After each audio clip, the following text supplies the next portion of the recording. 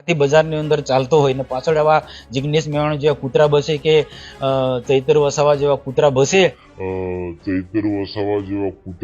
તો મિત્રો અત્યારે સૌથી પહેલા વાત કરવામાં આવે તો મનસુખભાઈ વસાવાએ ફરી એકવાર ચૈતરભાઈ વસાવા ઉપર પ્રહારો કરી નાખ્યા। મિત્રો હાલ સોશિયલ મીડિયાની અંદર એક આ વિડીયો વાયરલ થઈ રહ્યો છે, તમને હું આગળ આખો વિડીયો પણ બતાવું સાહેબ કે મનસુખભાઈ વસાવાએ ચૈતરભાઈ વસાવાને શું કીધું। હા મારા ભાઈઓ, તમને આગળ આખો વિડીયો બતાવવા જઈ રહ્યો છું, તો ખાસ કરી અને તમે વિડીયો અંત સુધી જોતા રહેજો।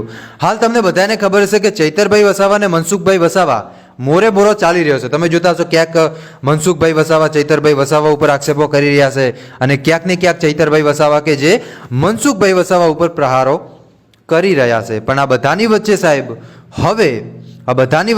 હવે ક્યાંક ને ક્યાંક મનસુખભાઈ વસાવાએ પણ ચૈતરભાઈ વસાવા ઉપર આક્ષેપો કરી દીધા અને આક્ષેપો કરતા શું કીધું, કૂતરાઓના બોલવાથી અમને કાંઈ ફરક નથી પડતો।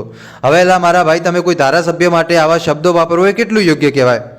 તમે વિચાર કરો, અરે આપણે માનીએ રાજકારણની રીતે હોય ભાઈ, પણ માણસની પણ થોડીક વેલ્યુ હોય। એ માણસ આખો આદિવાસી સમાજનો અસલી હીરો છે ભાઈ, આદિવાસી સમાજ માટે ભગવાનનું રૂપ છે, બરોબર, ચૈતરભાઈ વસાવા, અને એમની માટે સાહેબ તમે આવા શબ્દો વાપરો એ કેટલું યોગ્ય તમે જ મને કહો ભાઈ?